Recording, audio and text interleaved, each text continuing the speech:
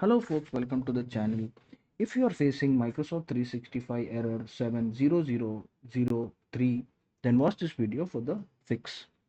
Now this has only one fix folks. Basically this error occurs because the organization of whose email you're using or any other public place whose identity you're using has blocked access to the services of Microsoft 365.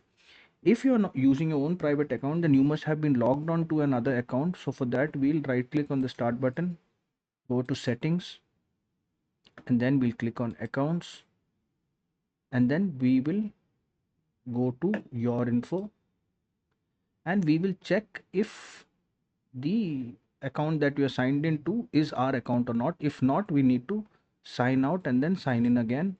For that, we will go to email and accounts, and then we will check if the account is added here. For that, if it's added here, then I will remove the account here. Once I remove that account, I will go back and I will click into sign in options, and I will sign in using any of the four options here, and that should get rid of the error.